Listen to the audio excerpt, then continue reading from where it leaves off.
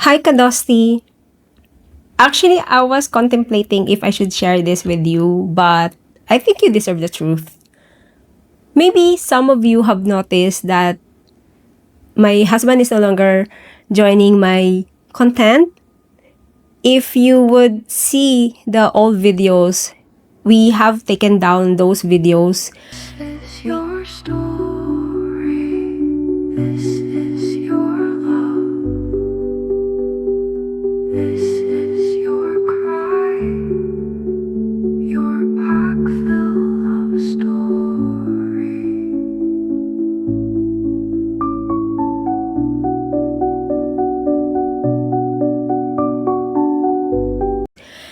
We kept it in private.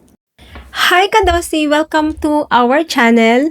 My name is Ernst. If you're new to this channel, I talk about Pakistani and Filipina love story. I talk about the visa tips, the travel tips, the relationship advices, anything that is about Pakistani and Filipina. Feel free to drop a message on our social media platform. Yes, I'm back in Dubai. It's been almost 2 weeks, I think. So my journey in Pakistan for a month was wonderful. We had a good time. I think the love that we have for each other is more compared to the previous visits. And with that, I was like thinking, should I move there or should I just keep the long distance relationship? I mean, it's not our main option or the first choice that we want to take, but obviously we have like a career or a financial obligations.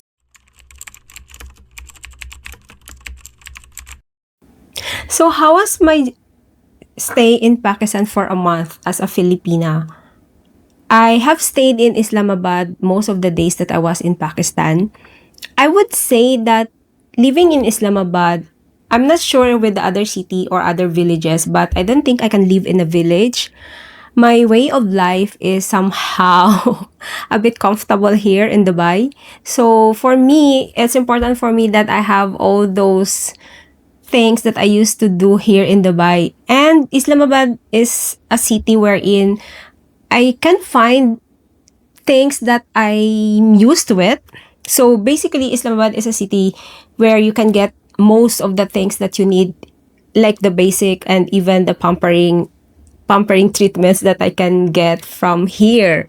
So, what I've noticed when I was in Islamabad, there are women actually who's working.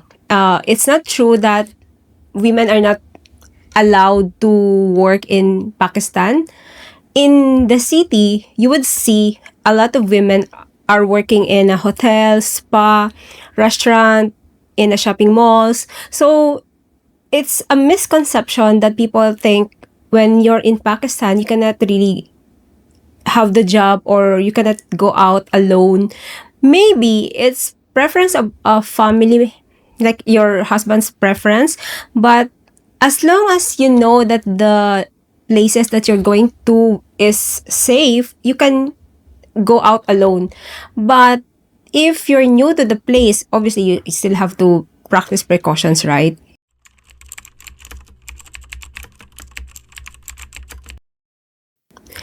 If you're a Filipina and you will ask me if it's possible to work and live there since it's a different country, different culture, different traditions, different values, I would say for me, in my personal perspective and based on my personal experience, I would say that I can live in Islamabad.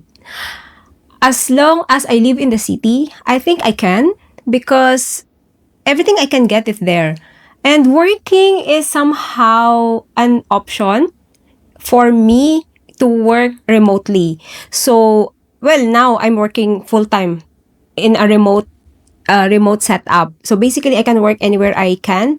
It's just that I am being comfortable here in Dubai, but living in Islamabad for a month or so, or like 3 weeks, I could say that I wanted to stay there actually. The city it's a city, but it doesn't look like a city. You know what I mean? What I mean is like when you go out from your apartment, you would see the trees on the streets. You don't see it here in Dubai.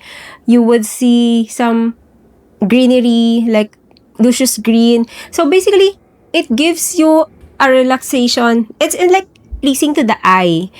Maybe I'm just getting old that I wanted to have this kind of environment wherein I can see greens, and I'm a type of a person that really stays at home most of the time. Even here in Dubai, I don't really go out. I barely go out. I go out whenever I need to do. Like there is like important errands that I have to. But if you ask me if I really go out like every day or every weekends, no. I go to the church or I go to my community community service. So I think it comes with the age. And to be honest, being with my husband for a month was amazing. He took care of my needs. He was sweet, he was caring, he was understanding, thoughtful, he was thinking about my food. He was, that those little gestures that he had shown, and he had attended with all the needs. I was like, why am I still here in Dubai? Why do I have to stay here with why do I have to be away from him? My husband is a very good person. He's a very good guy. He takes care of me, he loves me, and we are happy actually. We don't really have that kind of fights or arguments. We don't have any petty quarrels actually. I don't think we had a major fights that leads us to separating. So in my perspective, I was like, why do I have to be away from my husband? So yeah.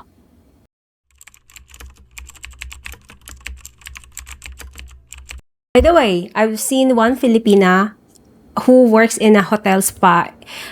She works in a massage spa in Movenpick Hotel.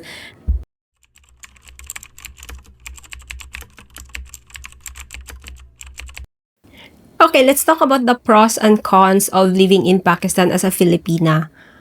For me, the pros or the advantages in living in Pakistan is that I would be able to stay with my husband.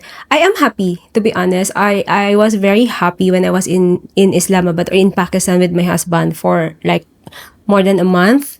We were having good times. We were eating together. We took shower together. We did everything together. So I was doing his skincare, I was doing his massage, he was cleaning the room, he was cleaning the house, or he was washing dishes, I was washing his clothes. So those are the things, simple tasks, but it creates simple joy. So the main reason that I would move to Islamabad or Pakistan would be him, obviously. I was thinking, actually, we felt the same. Like the last visit, it was like quite a big different from previous visit. It was more deep, it was more intimate, it was more like we were telling each other that we felt like we were in love in the first couple of years of the relationship, but Kadosti, we're already 9 years in relationship. So yeah, so far it's so good. So that would be the advantage one if I leave or move there. And advantage, that rent is cheaper in Pakistan. In Islamabad, I was checking the rent of the 3-bedroom apartment or even the studio apartment, and compared here in Dubai. In this this apartment is a studio unit. This costs like 40,000 dirhams annual. Imagine. And you would get 1,500 dirhams in Islamabad for a 3-bedroom apartment. So if I move there, I would be able to save like half of the annual cost of this renting this apartment in Dubai if I move to live in Islamabad. So that was my breaking point or my turning point, that okay, I could save more money if I move there. So of course, it's something that I have to think, but that is one advantage that I can think of. Then, third advantage. What is the third advantage? I can buy a property at a lowest or at a cheapest rates, because like if you get your income from here and then you convert it to Pakistani rupees, you would have more money, because like obviously the lifestyle or the cost of living in Pakistan is different from the cost of living here in Dubai. So basically it's just like the cost, and I would be able to be with my husband, and we could have like live and build our own family, a child one day. Please pray for us.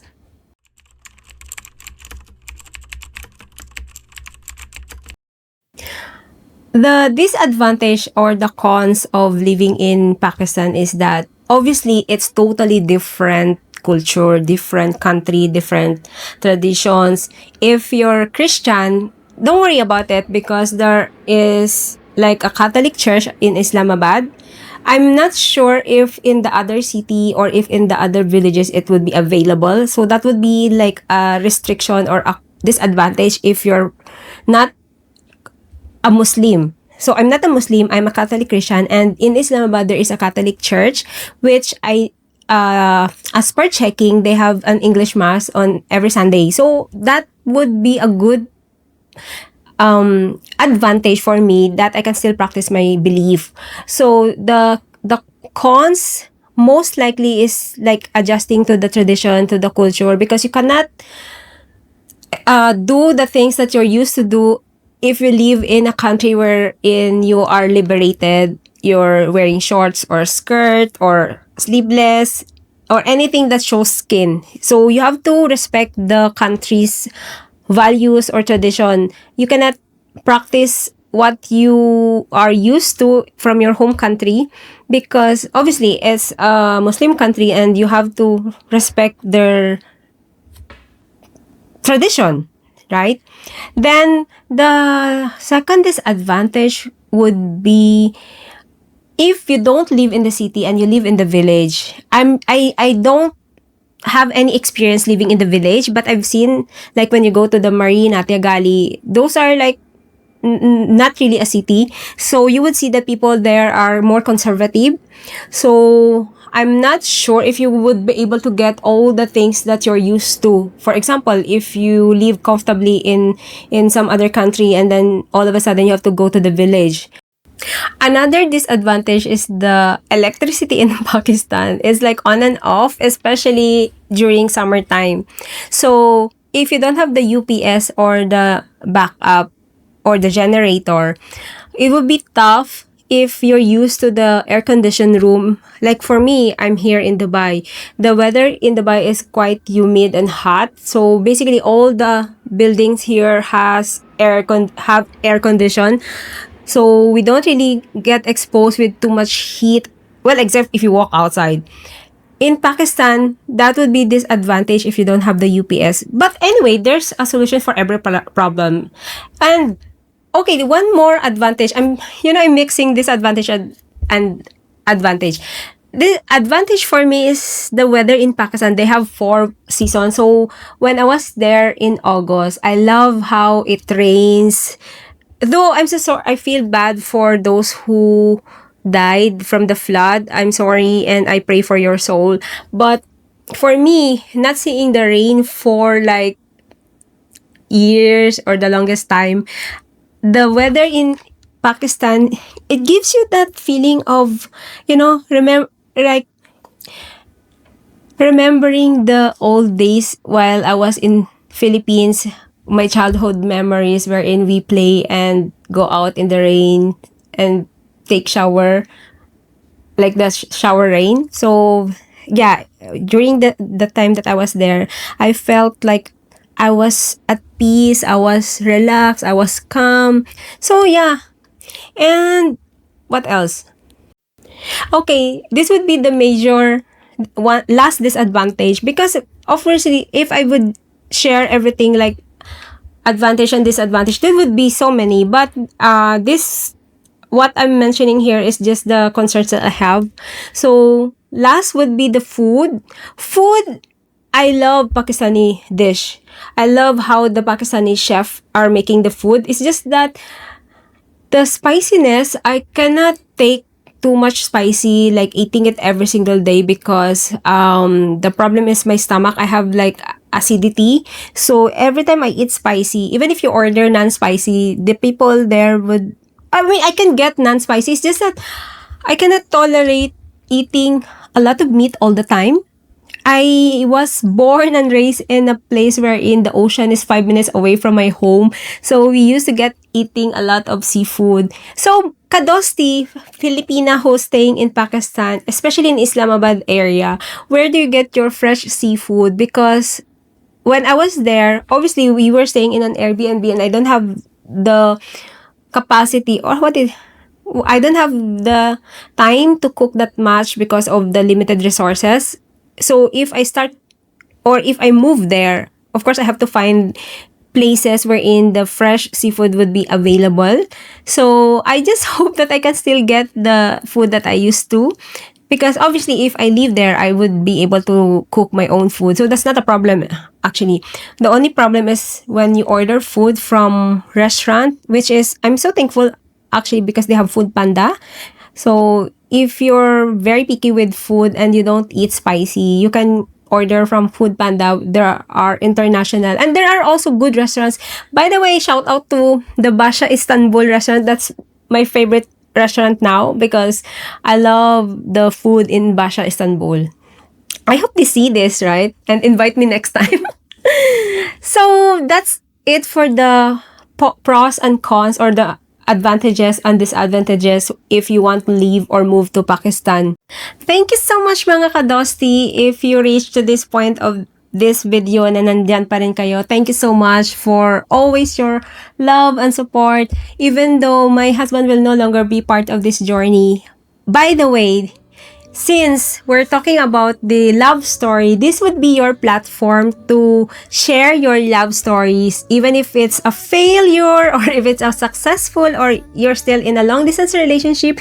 This would be your platform. This would be the biggest change in our platform or in our community, wherein we will feature your story every Sunday. So please, if you can share your story on private message, or you can also email us at pakfillovestories@gmail.com. You can share, or you can send me your message or your love story on our Facebook account, and you would be featured. But if you want to keep it confidential or anonymous, we can do so.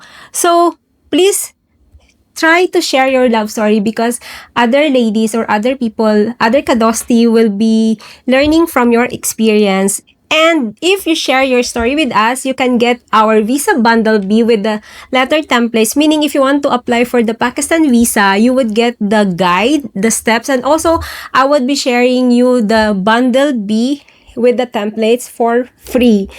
I know you would love to see your Pakistani boyfriend or Filipina girlfriend, so feel free to send your message on any social media platform that we have. Please don't forget to subscribe, follow, and share this video, especially to those who are in a long-distance relationship with a Pakistani and Filipina. Thank you, mga kadosti!